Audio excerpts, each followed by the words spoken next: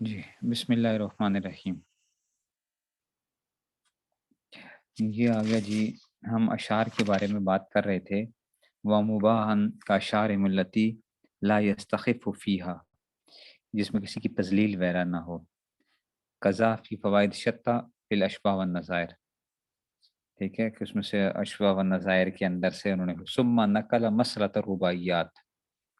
اب انہوں نے کہتے ہیں ثم نقل مسلۃ الرباعیات، اب انہوں نے نقل کیا ہے رباعیات کے مسئلے کو. ٹھیک ہے نا. تو یہ جو تھی نا اس میں سے قولہ ثم نقل، قول ثم نقل ای فی الفوائد آخر الفن الثالث من الاشباح عن المناقب للبزازی. بتا رہے ہیں کہ ثم نقل فوائد فن ثالث جو ہے نا اشباح والنظائر کا جو فن ثالث ہے اس کے آخر کے اندر سے عن المناقب للبزازی، بزازی کہ اس میں سے وہ ذکر کیا انہوں نے اس کی جگہ وذکر الحلبی و عبارات بھی تمام ہے. حلبی نے اس عبارت کو تمام کا تمام ذکر کیا ہے. اور وقت اثر شارع علی محتہا، اور شارع نے جو ہے نا اس کے اوپر جو ہے نا اس کے مقصود کے اوپر، محت کا مطلب ہوتا ہے مقصود، ٹھیک ہے نا. وقت اثر شارع علی محتہا، اس کے مقصود کے اوپر وہ کیا ای المقصود منہا، ٹھیک ہے نا. ٹھیک ہے نا. تو یہ اس میں سے آ گیا کہ تو اس میں سے آ گیا کہ جی تو کہتے ہیں کہ جی ای المقصود منہا اس کے اوپر. اچھا ومت، اب یہ آتے ہیں جی اوپر ہی شرح کی عبارت دیکھیے. وہ محتھا، محت و مقصود اس میں سے کیا ہوتا ہے. ان الفقہ هو ثمرۃ الحدیث، کہ فقہ کا ثمرہ کیا ہوتا ہے، وہ کیا ہے، وہ حدیث ہے. ولیس ثواب الفقیہ اقل من ثواب المحدث، اور فقیہ کا جو ثواب ہوتا ہے یہ محدث سے کم نہیں ہوتا ہے. ٹھیک ہے نا. فقیہ کا ثواب جو ہوتا ہے وہ محدث سے کم نہیں ہوتا. اچھا وفیہا، آگے ہی وفیہا اس میں کیا ذکر کریں، کل انسان غیر الانبیاء، ہر انسان انبیاء کے جو علاوہ ہوتا ہے، لا یعلم ما اراد اللہ تعالی لہ و بہ، کہ اللہ تعالیٰ نے اس کے لیے کیا ارادہ فرمایا ہے کوئی آدمی نہیں جان سکتا انبیاء کے علاوہ. لأن ارادتہ تعالی غیب، اس لیے کہ اللہ تعالیٰ کا ارادہ کیا ہے، غیب ہے. الا الفقہاء، سوائے فقہا کے. کیوں؟ فإنہم علموا ارادتہ تعالی بہم، اس لیے کہ اللہ تعالیٰ جو ہے اس لیے کہ جو فقہا ہیں یہ ارادے کو جانتے ہیں، یہ اللہ تعالیٰ کے ارادے کو جانتے ہیں ان کے ساتھ. بھی حدیث صادق المصدوق، حدیث صادق مصدوق کی حدیث کی وجہ سے. وہ کیا حدیث کیا ہے کہ میں یرید اللہ بی خیرا یفقہ فی الدین، اللہ تعالیٰ جس کے لیے بھلائی کا ارادہ فرماتے ہیں اس کو دین کی سمجھ نصیب فرماتے ہیں. تو اللہ تعالیٰ جس کے لیے بھلائی کا ارادہ فرماتے ہیں، دیکھو فقہا کے لیے گویا اللہ تعالیٰ نے خود ہی، اور فقہا کو بھی اپنے بارے میں معلوم ہو جاتا ہے کہ اللہ تعالیٰ نے ان کے لیے کیا کیا، بھلائی کا ارادہ فرمایا ہے. اس لیے کہ میں یرید اللہ بی خیرا یفقہ فی الدین، اللہ تعالیٰ جس کے لیے بھلائی کا ارادہ فرماتے ہیں اس کو کیا کرتے ہیں، دین کی سمجھ نصیب فرماتے ہیں. اس کا مطلب ہے کہ فقہا، یہ آگے آپ کو خود بھی ذکر کریں گے بھی. امام محمد رحمۃ اللہ علیہ کا جب انتقال ہوا تو انہوں نے اللہ تعالیٰ نے پوچھا کہ محمد کیا مانگتے ہو، تو کہا کہ اللہ میری بخشش فرما دیجئے، بخشش فرما دیجئے. تو اللہ تعالیٰ نے فرمایا خواب ہی کے اندر ہی وہ کہ اگر بخشش نہ کرنی ہوتی تو پھر میں تمہیں علم دین کیوں دیتا. تمہیں علم دین جو ملا ہے اس کی وجہ یہ ہے کہ ٹھیک ہے نا، ٹھیک ہے نا. تو یہ اس میں سے ٹھیک ہے. تو یہ اس وجہ سے یہ علم دین کا ملنا اور یہ جو ہے نا سارا کا سارا، ٹھیک ہے نا. تو اس کا مطلب یہ ہے کہ جناب ہاں یہ کیا ہو گیا، اللہ تعالیٰ بھلائی کا ارادہ فرماتے ہیں، جس کے لیے اللہ تعالیٰ بھلائی کا ارادہ فرماتے ہیں اللہ تعالیٰ ہوا کرتے ہیں، دین کی سمجھ نصیب کرتے ہیں، فقہا فقی بنا دیتے ہیں. ٹھیک ہے. تو پہلی بات تو یہ آ گئی ہے وفیہا. اچھا جی اسی کے اندر کیا ذکر کیا گیا، یہ بھی ذکر کیا ہے کل شیء یسأل عنہ العبد، کہ ہر چیز کے بارے میں انسان سے سوال کیا جائے گا یوم القیامت، قیامت کے دن، الا العلم، سوائے علم کے متعلق. ٹھیک ہے نا. عمل کے متعلق وہ ابھی بات کریں گے، اچھا کہ اس میں سے الا العلم، ٹھیک ہے نا. کہ علم کے بارے میں سوال نہیں کیا جائے گا، لِأَنَّهُ طَلَبَ مِن نَبِيِّهِ، اس لیے کہ اللہ تعالیٰ نے خود اپنے نبی سے اس چیز کا مطالبہ کیا، کس کا؟ کہ أَن يَطْلُبَ الزِّيَادَةَ مِنْهُ، کہ وہ زیادتی کا مطالبہ انہوں نے، اللہ تعالیٰ نے خود.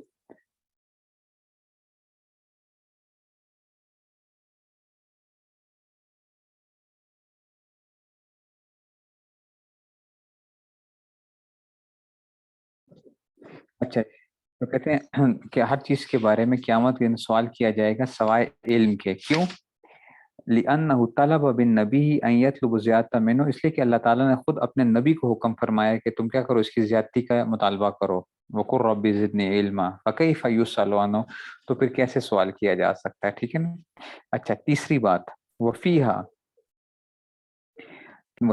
اور اسی کے اندر بھی کیا بات آئی ہے، اشباہ کے اندر یہ بات بھی ذکر کی گئی ہے کہ اذا سئلنا عن مذہبنا و مذہب مخالفنا، کہ اگر ہمارے مذہب کے بارے میں سوال کیا جائے اور ہمارے مخالف کے مذہب کے بارے میں سوال کیا جائے، قلنا وجوباً، تو ہم وجوبی طور پہ جواب دیں گے، مذہبنا ثواب یحتمل الخطأ، کہ ہمارا جو مذہب ہے وہ کیا ہے، وہ درست ہے لیکن اس میں خطا کا احتمال ہے. ومذہب مخالفنا خطأ یحتمل الصواب، کہ ہمارے مخالف کا جو مذہب ہے وہ خطا پر محمول ہے، ہاں ثواب کا درستگی کا احتمال رکھتا ہے. وَإِذَا سُئِلْنَا عَن مُعْتَقِدِنَا وَمُعْتَقِدِ خُصُومِنَا، لیکن اگر ہمارے عقیدے کے متعلق پوچھا جائے اور ہمارے خصوم کے عقیدے کے خلاف پوچھا جائے، قُلْنَا وُجُوبًا، تو عقیدے میں آپ یاد رکھو، الحق ما نحن علیہ، حق وہ ہے جس پر ہم ہیں، والباطل ما علیہ خصومنا، اور باطل وہ ہے جس پر ہمارا جو خصم، ہمارا مقابل ہے، وہ اس کے اوپر ہے. تو یاد رکھو عقائد کے اندر تو یہ بات ہوتی ہے، لیکن جہاں مسائل کی بات آتی ہے نا، وہاں پہ آپ کلیئر کٹ 100% جواب نہیں دے سکتے. مثال کے طور پہ کوئی آپ سے پوچھے کہ جناب آپ کا یہ مسئلہ ہے، فقہی مسئلہ حنفیوں کا، یہ کیسا ہے، تو آپ یہ نہیں کہہ سکتے کہ ہم 100% کیا ہیں اس کے اندر، بالکل ہمیں تو غلطی کا احتمال ہی نہیں ہے. فقہ کے اندر جو ہوتے ہیں ہم یہ کہتے ہیں کہ جناب ہمارا مسئلہ کیا ہے، حق کے زیادہ قریب ہے، خطا کا احتمال ہے، اور ہمارا جو مقابل ہے اس کا جو وہ ہے، اس میں جو ہے وہ خطا کے اوپر ہے، ہاں اس میں درستگی کا وہ ضرور ہے. لیکن عقیدے کے اندر یہ نہیں ہوتا کہ عقیدہ جو ہے، عقیدہ تو کلیئر کٹ سوال ہوتا ہے، بس عقیدے میں آپ کی کوئی بھی وہ نہیں چلتی ہے اس میں سے. تو یہ تین باتیں جو ہے نا ذکر کی گئی ہیں، اگر آپ دیکھو ذرا، وفیہا کل انسان، یہ جو ہم بات کرتے ہیں نا کہ جی وفی، اچھا جی فیہا ای فیہا فی الاشباء، اوپر جائیں پیچھے جائیں، وفیہا ای فی الاشباء نقلا شرح البہجۃ للراکی، ٹھیک ہے نا. وفیہا ای فی الاشباء، اشباء کے اندر، نقلا عن شرح البہجۃ للراکی، کہ جناب شرح بہجی للعراقی سے جو ہے نا نقل کرتے ہوئے، وہ کیا ہے، قولہ غیر الانبیاء، کہتے ہیں کان ینبغی ان یقول والمبشرین بالجنت. اچھا، اب صاحب جو علامہ شامی یوں کہہ رہے ہیں، اصل میں یہ غیر الانبیاء نہیں کہنا چاہیے تھا، ان کو یہ کہنا چاہیے تھا کہ اچھا کان ینبغی ان یقول والمبشرین بالجنت، صحابہ کو بھی تو پتہ چل گیا تھا نا، عشرہ مبشرہ جو تھے ان کو اللہ تعالیٰ نے مطلب حضور نے خود بتا دیا تھا کہ یہ کیا ہیں، جنتی ہیں، تو ان کو بھی تو اپنے بارے میں پتہ چل چکا تھا کہ ہم کیا ہو گئے ہیں، جنتی ہیں.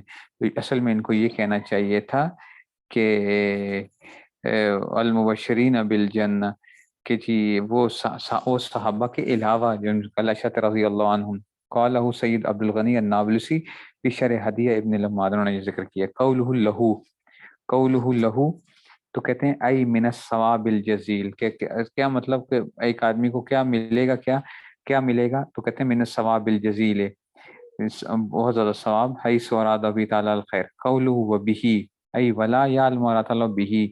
اچھا، اور اللہ تعالیٰ یہ بہ کا مرجع بتا رہے ہیں کہ اللہ ولا یعلم ما اراد اللہ تعالیٰ بہ، کہ اللہ تعالیٰ اس کے ساتھ کس چیز کا ارادہ کرے، من صفات الحمیدہ سے.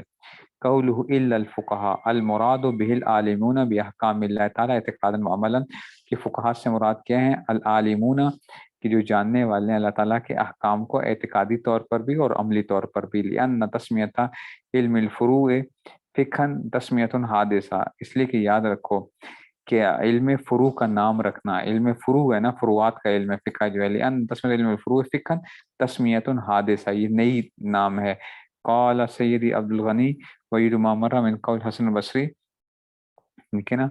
حسن بصری فرماتے ہیں انما الفقیہ، اللہ اکبر، حسن بصری کی تعریف ذرا دیکھنا، فقیہ کون ہوتا ہے؟ انما الفقیہ، فقیہ وہ ہوتا ہے المورز عن الدنیا، جو دنیا سے کیا کرنے والا ہوتا ہے؟ اعراض کرنے والا ہوتا ہے. الراغب فی الآخرہ، آخرت میں رغبت کرنے والا ہوتا ہے.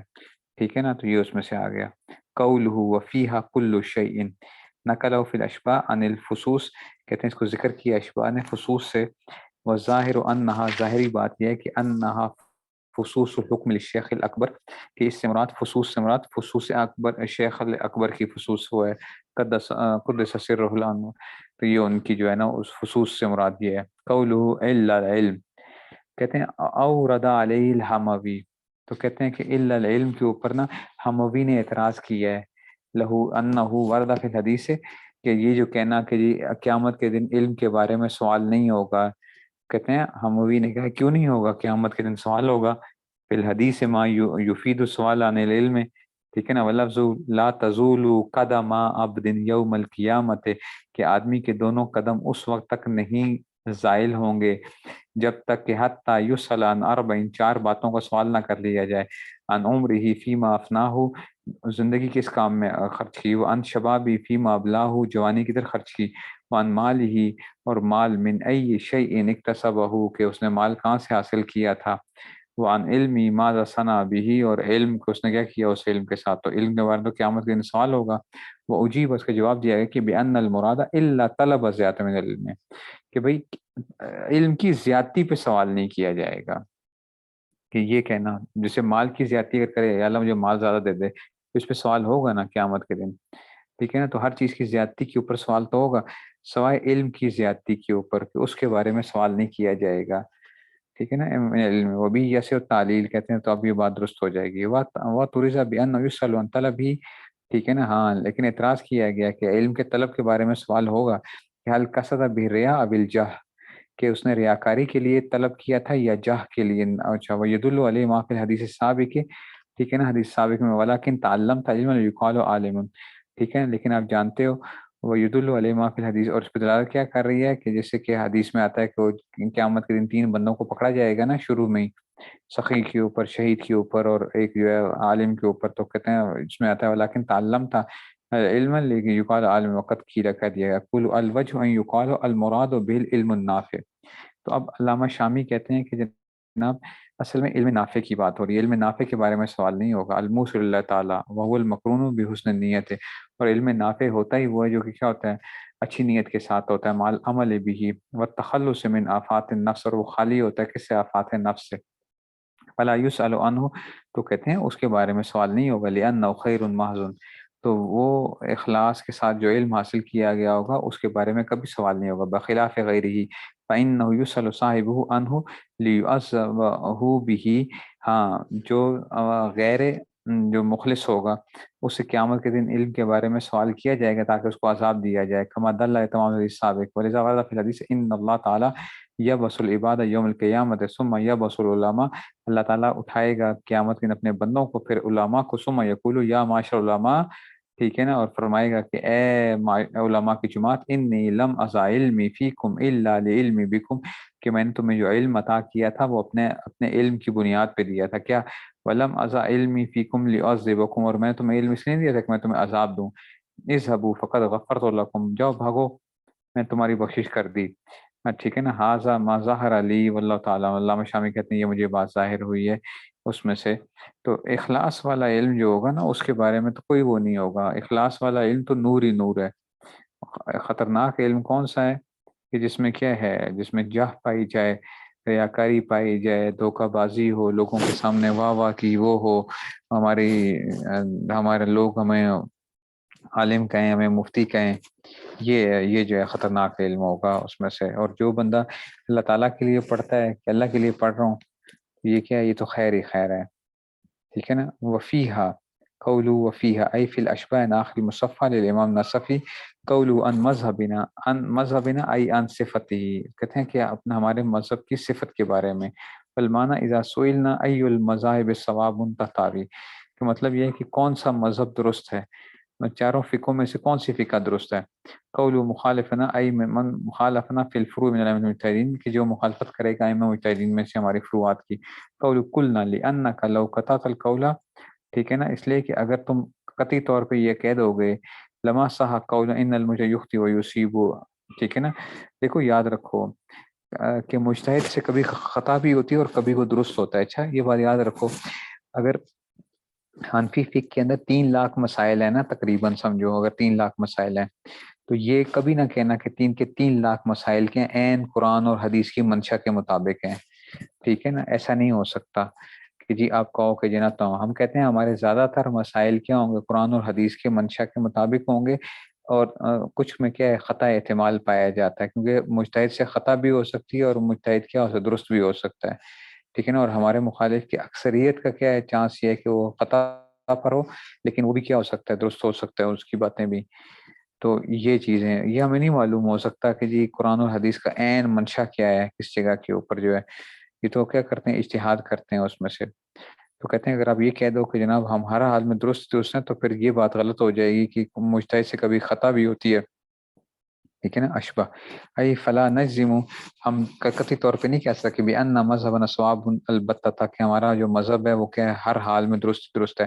ولا بان مذہب مخالفنا خطا البتہ، ٹھیک ہے نا. بناء علی المختار من ان حکم اللہ تعالیٰ کی واحد معین وجب طلبہ. یاد رکھو اللہ تعالیٰ کی طرف سے تو ایک مسئلہ درست ہے بس، ٹھیک ہے نا. فمن اصاب فهو المصیب ومن لا فهو المخطئ، تو بس جو نتیجے تک پہنچ گیا وہ درست ہے اور جو نہ پہنچ گیا وہ مخطئ ہے، خطا ہے. ونقل عن ائمۃ الاربعہ ثم المختار ان المخطئ معجون کما فی التاریخ.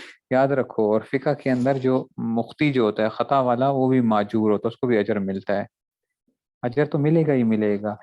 وہ فقی جو صحیح مسئلے تک پہنچے گا اس کو 2 ثواب ملیں گے، اور وہ فقی جو صحیح مسئلے تک نہ پہنچ سکا اگر غلط بھی اس نے وہ کر دیا تب اس کو 1 ثواب ملے گا ہی ملے گا. ایسے ہی اگر ایک مفتی جو ہے ایک مفتی اپنی طرف سے کوشش کرتا ہے اور صحیح نتیجے تک پہنچنے کے لیے کیا، اگر اس نے مسئلہ اگر اس میں صلاحیت تھی پھر بھی مسئلہ غلط ہو گیا تب بھی اس کو 1 ثواب تو ملے گا ہی ملے گا، ٹھیک ہے نا. اور اگر مفتی کا جواب کیا ہوا درست ہوا اس کو 2 ثواب ملیں گے.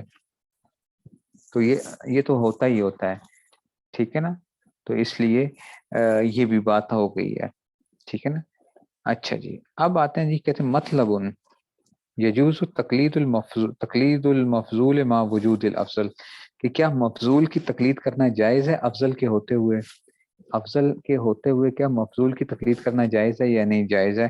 اب آپ کو یہ آپ کو بتائیں گے. کہتے ہیں ثم معلوم جان لو کہ ان ذکر فی التحریر و شرح، کہ تحریر اور اس کی شرح میں یہ بات آئی ہے کہ ایضا انه یجوز تقلید المفضول مع وجود الافضل، کہ مفضول کی تقلید جائز ہے افضل کے ہوتے ہوئے. وہ بھی قال الحنفیۃ والمالکیۃ اکثر حنابلہ و شافعی، یہی بات حنفیہ مالکیہ اکثر حنابلہ شافعی نے کیا. وفی روایت ان احمد و طائفۃ کثیر من الفقہاء لا یجوز، اور امام احمد کی ایک روایت ہے اور فقہا کی جماعت کہتے ہیں یہ جائز نہیں ہے. ثم ذکر انه لو التزم مذهبا معینا کابی حنیفہ و شافعی، تو کہتے ہیں کہ اگر ایک آدمی کسی مذہب معین کی اتباع کرتا ہے وکیل یلزم تو لازم ہوتے وکیل اللہ وهو الاصح وقد شاء ان العامی لا مذہب له. اور یاد رکھو کہ جو عامی اور کوئی مذہب نہیں ہوتا. اذا علمت ذلك ذلك ان ما ذکر نصفی من وجوب اعتقاد ان مذہب صواب مبنی علی انه لا يتخذ مفضول، کہ یاد رکھو کہ جو نصفی سے یہ بات آتی ہے من وجوب اعتقاد، کہ یہ اعتقاد رکھنا کہ ان مذہب ثواب، کہ ان کا مذہب کیا ہے درست ہے، یحتمل الخطا مبنی، اس بات مبنی کہ اللہ لا یتخذ مفضول، کہ مفضول کی تقلید جائز نہیں ہے. وان التزام مذہبی ہی، کہ اپنے مذہب کی التزام لازم ہے. وان ذلک لا یتفی العامی، تو عامی تو یہ کر ہی نہیں سکتا، اس کو کیسے پتا کہ کون سا درست ہے کون سا درست نہیں ہے. ایسا تو ٹھیک ہے نا. تو کہتے ہیں وقت رأی تو فی فتاوی ابن حجر الفقیہ تصریح ببعض ذالک فإن اصول عبارت نصف المذکورہ، کہ ان کی نصفی کی عبارت کے پوچھا ثم حرر ان قول ائمۃ الشافعی کذالک، انہوں نے ذکر کیا کہ ائمہ شافعیہ نے بھی ایسی تحریر کی ہے. ثم قال ان ذلک مبنی علی الضعیف، کہ ضعیف بات کے اوپر، من انه یجب تقلید العالم دون غیرہ، کہ تقلید عالم کی تقلید واجب ہے دون غیر غیر کی. والاصح انه یتخیر تقلید ای شیء ولو مفضولا، کہ ایک آدمی کو کسی کی بھی تقلید کرنے کی گنجائش ہے اگرچہ وہ کیا ہو مفضول ہی کیوں نہ ہو. وان تقدہ کذالک، اگر جس کے اعتقاد وہیں فلا یمکن ان یقطع یظن ان اللہ صواب. تو جب یہ بات ہے تو آپ قطعی طور پہ یہ نہیں کہہ سکتے کہ کیا ہے یہ ہمیشہ ہی درست ہوگا. جو ہم یہ پیچھے بھی پڑھ چکے ہیں نا, یاد ہے نا, اس میں اصول افتاء کے اندر بھی ہم نے پڑھا تھا کہ دیکھو کوئی بندہ کلیئر کٹ یہ نہیں کہہ سکتا کہ جناب حنفیہ ہی ہر مسئلے کے اندر کیا ہیں, ہر بات میں درست ہیں, ٹھیک ہے نا, یہ شافعی کہیں کہ شافعی ہی ہر بات میں درست ہیں. ایسا نہیں ہو سکتا, ٹھیک ہے نا. خطا کا احتمال تو باقی رہتا ہے اس کے اندر سے, کیونکہ یہ کیا کر رہے ہوتے ہیں, وہ اجتہاد کر رہے ہوتے ہیں.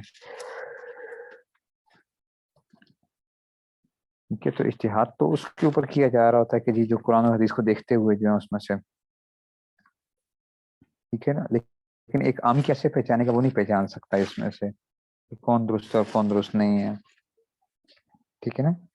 تو یہ اس میں سے آ گیا. قال ابن حجر ثم رأيت ابن حجر کہتے ہیں کہ جناب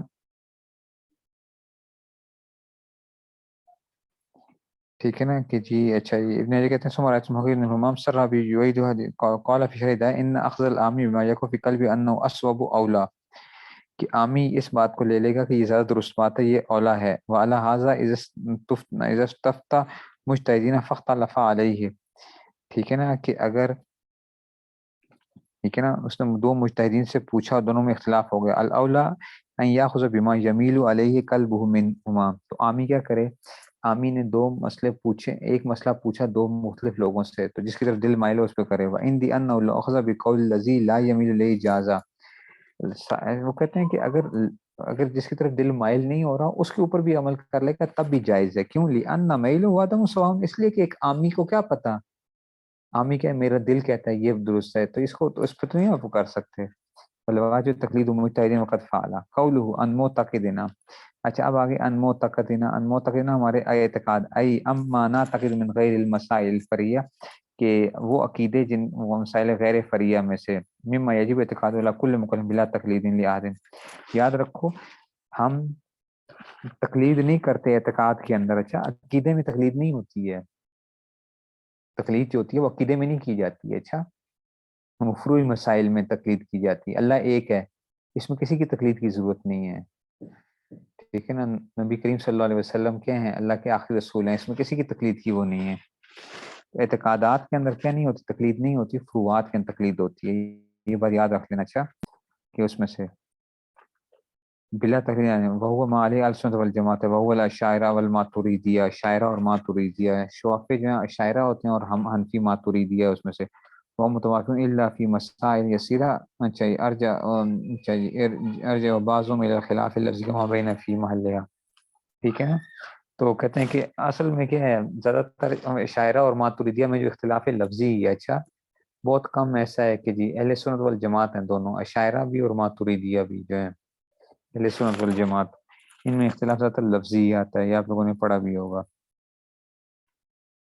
قول و معتقد خصومنا ای من اہل البدع المکفرہ وغیرہ, معتقد خصومنا کے مطلب اہل بدعت المکفرہ وغیرہ جو ہے نا, یعنی وہ جو ہے ان کے کل قائلین بقدم العالم, عالم ہے جیسا کہ کوئی بندہ یہ کہے کہ عالم قدیم ہے, او نفی ثانے یا ثانے کی نفی کے اوپر, او عدم بعثت رسول والقائلین بخلق القرآن, یا خصوم کے جو کہ قرآن اللہ کی مخلوق ہے. ہم کہتے ہیں قرآن اللہ کی صفت ہے.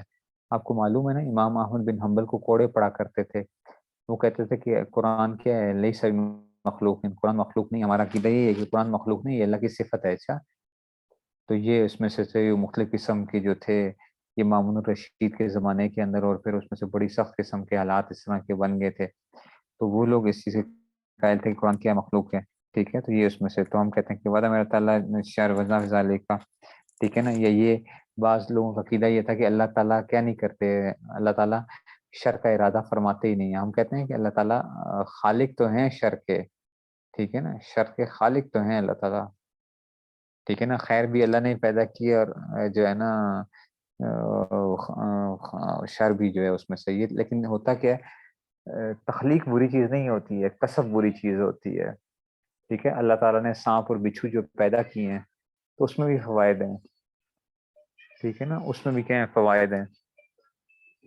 ایسے ہی شر کو پیدا کرنے میں بھی کیا ہے اللہ تعالیٰ, شیطان کو بھی اللہ نے ہی پیدا کیا ہے, ٹھیک ہے نا. ٹھیک ہے, تو یہ اس میں سے آ گیا. اب آ گیا جناب علی, وفیہا. چلو بس پھر آج اتنا ہی رکھ لیتے ہیں تاکہ کیونکہ لوگ تھوڑے ہیں، تو کل سے انشاءاللہ ہم جو ہے نا کل سے اپنے ٹائم پہ ہوگا. اچھا سبق انشاءاللہ کل سے انشاءاللہ 6:15 بجے جو ہے نا ہمارا اپنے ٹائم کے اوپر انشاءاللہ وہ آ جائے گا سبق جو ہے کل صبح جو ہے. ٹھیک ہو گیا نا. بس وہ آج صبح مجھ سے وہ ہو گیا تھا رہ گیا، تو کل سے انشاءاللہ پھر ہم صبح 6:15 بجے ہی اپنے ٹائم کے اوپر وہ کریں گے.